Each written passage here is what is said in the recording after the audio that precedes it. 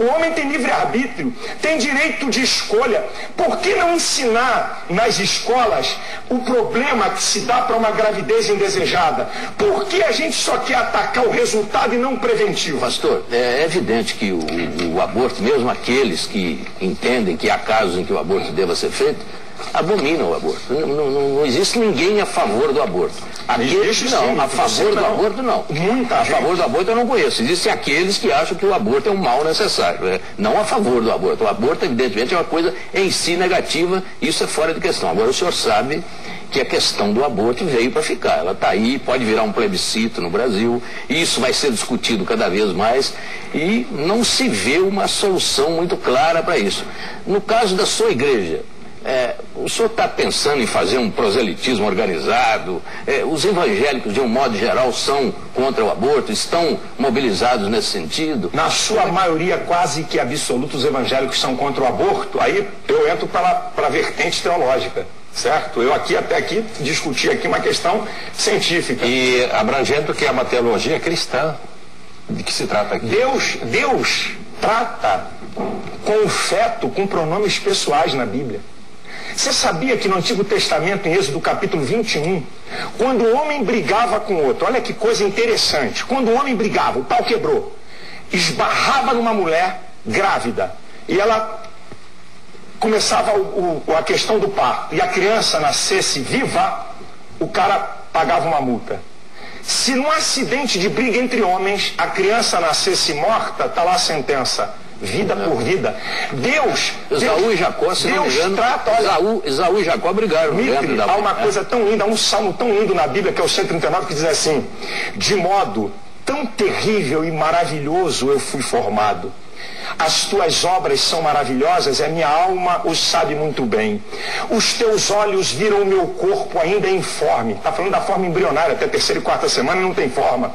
Os teus olhos viram o meu corpo ainda informe. E todas essas coisas iam sendo anotadas no teu livro, quando nenhuma delas ainda havia. Deus fala acerca do profeta Isaías e Jeremias, falando deles no ventre. Eu escolhi você desde o ventre. Olha, eu te chamei no ventre. Deus se fez homem na concepção, está lá em Lucas 1,31, e conceberás e darás à luz a um filho. Eu estou aqui numa abordagem teológica. Então, para o cristão, e se esse país é um país cristão, se esse aqui é um país cristão, não estou falando de evangélicos, para o cristão, à luz do manual de prática de fé do cristão, que é a Bíblia, não tem nenhuma possibilidade. Esse país cristão deve discutir esse assunto num plebiscito? O senhor é a favor do plebiscito? Eu sou a favor, desde que os espaços para discussão ele seja amplamente democrático. É o que eu disse no início aqui, Mitre.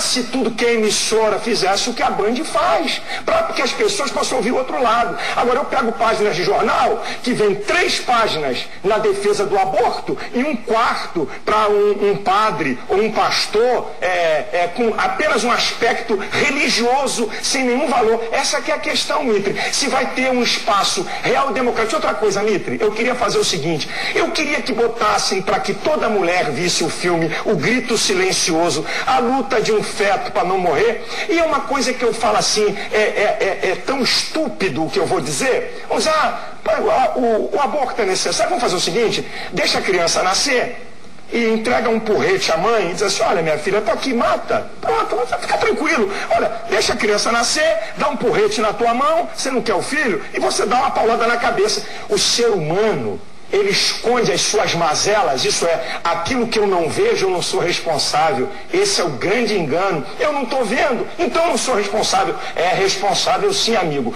E à luz da teologia, à luz do mundo de Deus que eu creio, vão pagar a conta, porque Deus vai cobrar por essas vidas, porque Deus se relaciona com o feto com pronomes pessoais. Mas essa posição é monolítica entre os evangélicos? Essa é uma posição quase que total, e com todo respeito. Quem não tem essa posição no meio evangélico é um verdadeiro ignorante teológico. Porque quando a gente leva para o lado científico, é uma história. No lado teológico, é tão firme, é tão forte a questão da vida, que não existe negócio, não tem conversa. Mas eu já ouvi alguns pastores evangélicos defender uma posição diferente da do senhor. É porque com certeza são os verdadeiros ignorantes teológicos, porque eu estou citando a Bíblia, estou citando o texto, estou dizendo aqui coisas, então é só pegar a Bíblia e ver. Você pega o Salmo 139 da Bíblia, tanto faz católico ou evangélico, a Bíblia mesmo, leia o Salmo 139, o que Deus fala da vida. Leia na lei como é que Deus tratava a vida. Se alguém machucasse uma mulher e a criança caísse e morresse, era vida por vida no mesmo nível. No hebraico, a mesma palavra para feto, para criança pequena e para menino, é usada a mesma palavra. Deus considera a mesma coisa. Pastor, mas só para encerrar, porque o Jamil já está olhando com cara feia para mim aqui, mas a pílula anticoncepcional, o senhor acha que é um caminho para não chegar a essa... Eu sou a favor do planejamento familiar, eu sou a favor que se dê a pílula anticoncepcional. Vida começa na concepção. E a pílula do dia seguinte? Aí já é um tema abortivo. Já há uma discussão abortiva. A questão é a seguinte, não é o pastor nem a teologia. A vida começa na concepção. Mitre, sabe qual é a diferença entre eu e o óvulo fecundado? Vocês e o óvulo fecundado? O tempo e a nutrição. Essa é a única diferença. Eu tenho 49 anos e o óvulo fecundado tem 1 semana, 3 dias, 1 mês. A diferença é que eu como feijão e arroz, ele está em simbiose com a mãe. Essa que é a questão. E quero deixar bem claro aqui. Na gestação, o agente passivo é a mãe. O ativo é o feto. É ele que regula o líquido amniótico. É ele que faz cessar os períodos da mãe. É ele que, em última instância, diz a hora de sair.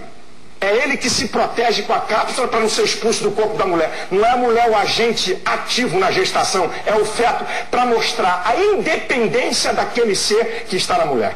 Muito bem, o Canal Livre fica por aqui. Nós agradecemos aqui a presença do pastor Silas Malafaia no programa. A todos também o nosso obrigado pela audiência. A gente se vê no próximo domingo. Boa noite.